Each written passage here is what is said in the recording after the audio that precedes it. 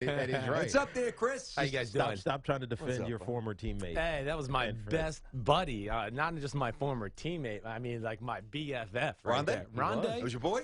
Every Friday night, me, Rondé, his wife, my wife, dinner every night. Yep.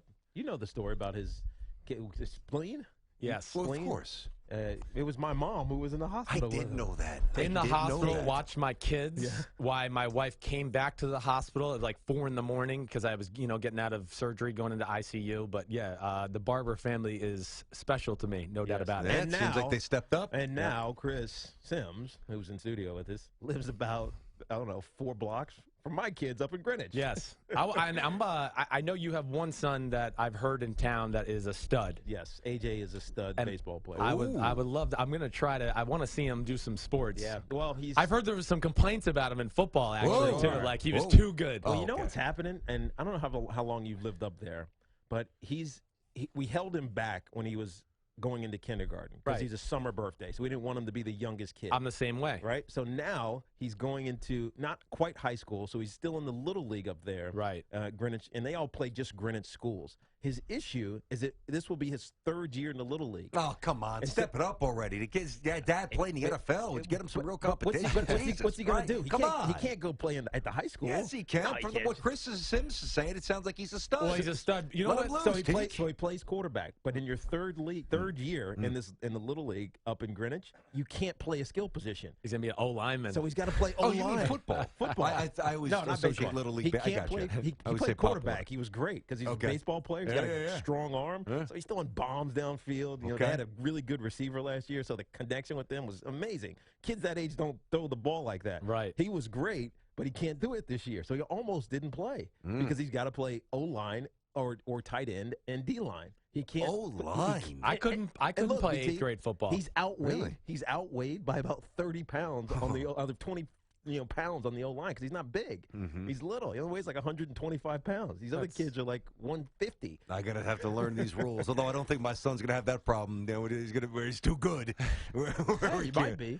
That's true. That's true. Jen could pass down some fast twitch muscle. I hear you. What's happening, Sims? All right, so it's early in camp here. A couple of storylines floating around. Let's start with this. What has jumped out the most? What is the pressing issue for you right now? I don't know. I think actually the thing, you caught me off guard there, but I think the thing that jumps off to me right away is there's actually 2 legit quarterback battles in the NFL right now. Usually there's never, like when they say, oh, we're going to let them battle out in camp, like they've made their mind up already.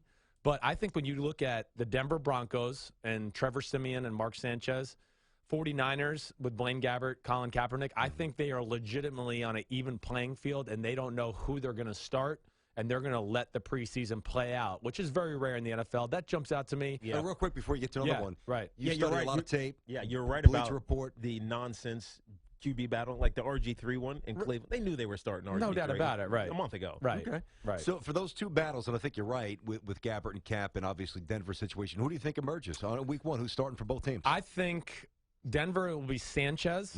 Agreed. Only because of experience. Yep.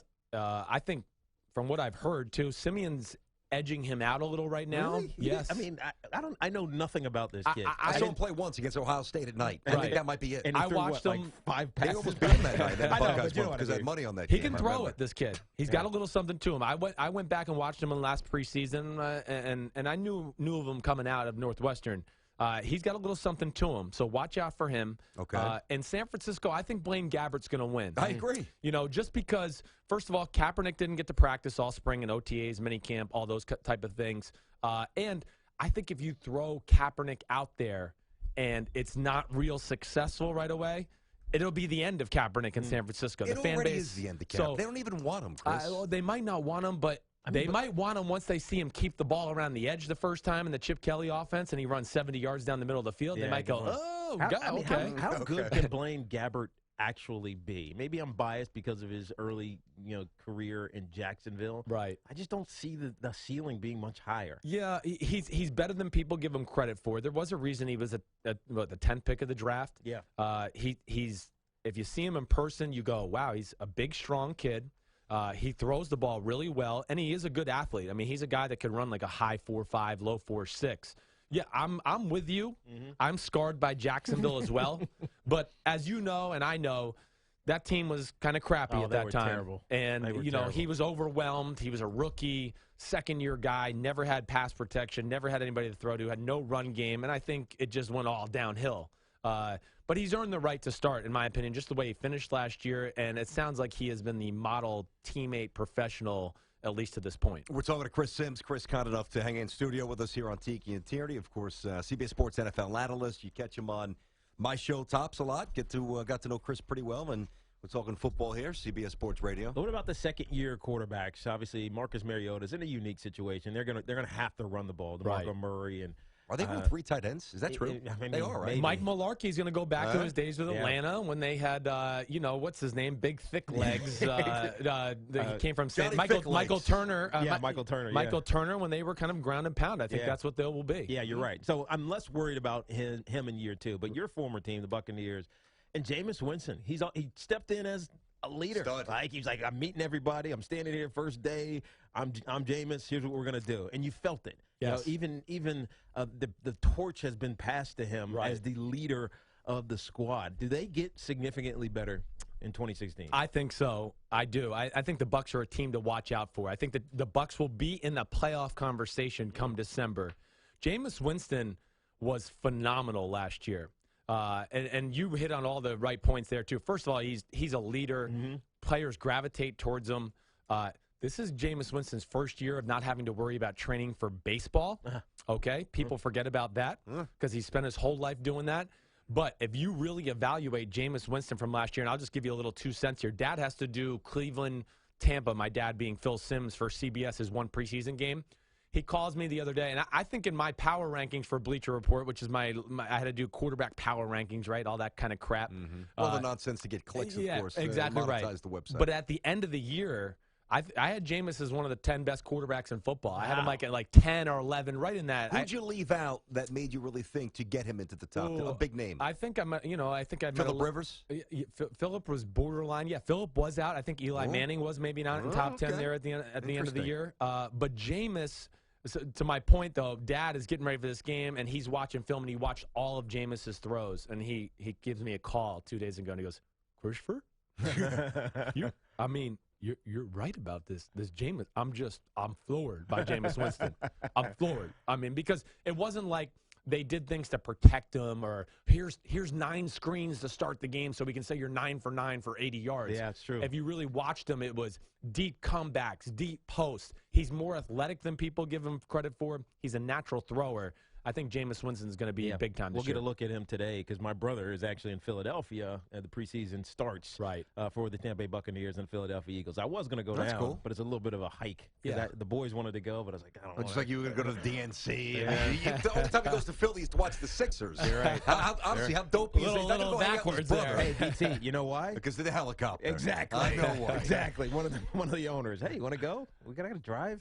No, I'm going to take the helicopter. Sure. I'll be there. Chris, a couple of quick hits. I wish we had a little more time. But a quick assessment. I like Tyrod Taylor. Rex has a lot of pressure. What happens with him? Yeah, well, I think they're in an interesting spot. That's a good team, good roster. Tyrod Taylor certainly played well last year. I don't know if it's as good as his stats show. Tyrod Taylor, for lack of a better phrase, maybe feasted on the weak a little bit, so it made an imbalance of his stats. You're not sold? I'm not sold. I need to see Tyrod Taylor against the upper echelon defenses in football. The name of the game is still about in the pocket. Can you make decisions, especially when you play good defensive teams? Can he sit there, go through the reads, make those type of throws? That would be my one issue there. But Buffalo's going to be a pain in the butt for anybody. Have you given up on Tannehill? I have not given up on Tannehill. Why not? But biggest reason is I think it's a little better than people have given him credit for. And then I am a big believer in Adam Gase. Adam Gase down there is a little bit of a quarter. I mean, Adam Gase had success with Tim Tebow. Let's not forget that. Okay, so let's start there. He's hitting coach now, right? And now, and of course, he did a lot of great things with Peyton Manning. And I know people give Peyton Manning the credit, but Peyton will even tell you. I mean, Adam Gase is a real coach. He's a tough SOB. And I do think Tannehill and company will be a better football team this year. What about Kirk Cousins? 70% last year, 29 touchdowns, 9 or 11 interceptions or something like that? Yes. What does he do for the encore? Yes, I think it's going to be pretty similar. I really do. And the biggest reason is, the Redskins are good. I mean, the Redskins, you put up their weapons with anybody's weapons. Deshaun Jackson, Pierre Garçon, Jordan Reed's one of the best tight ends in football. Phenomenal. Right. So their offensive line is coming around. I mean, they got Trent Williams. They drafted Brandon Scherf, in the first round 2 years ago out of Iowa. Like Matt Jones, a running back. Exactly right. So they got a lot of things going in the right direction. And it's his second or third year with Jay Gruden. Yes. So, I think he'll have another quality football year. Last one for me. Right. Blake Bortles, Derek Carr. Ooh. If you're buying for the next 5 years, who are you taking? Derek Carr. No, I don't even have to think about that one. Blake Bortles' statistics were misleading, in my opinion, last year. 35 touchdowns. Threw for 4,500 yards. Now, they have tremendous talent. Julius Thomas at tight end, Allen Robinson, Allen Hurns, Marquise Lee. Yeah. Now they got Chris Ivory at running back. They have a good little offensive line. Bortles is not a knockdown thrower of the football, in my opinion, as far as just NFL standards. And the other thing you'll notice about Blake Bortles, and I covered one of their games last year, they were one of the worst three-step passing teams in all of football because, people think, you have to be accurate to throw the ball down the field. No, to be a successful short-throwing team, you have to be extra accurate, right? You're catching a slant, going over the middle. If you throw it behind you and Ray Lewis is about to knock your head off, right, you're going to drop it. I'm sorry. You get tipped, INT going the other way. Right. He has to, to me, still improve as a knockdown thrower of the football in the NFL. Chris, Derek Carr special. Okay. Yeah, Derek, I'm with you on Derek. Yeah. I didn't think you'd be so definitive. I would have preferred. I mean, what do I know about quarterbacks? But you know a lot. You're good. Not as much you as got a good eye. But I thought you'd say Derek Carr. I didn't think it would be that decisive. Pretty interesting way you lay it out. I like Derek Carr, and maybe I'm higher than most, but I really do like him a lot. Just starting, man. We'll be talking a lot during the season. Chris Sims, CBS Sports NFL analyst, Bleacher Report as well. Phil's son, and all-around good guy. Thanks. Good I appreciate that. You're the man. Always good seeing you guys. Extended Barber as well. Extended Barber. I'm his white brother. White soul brother. I don't know. Me and you are more brother than Tiki sometimes. Okay, Brooklyn in the house. Woo!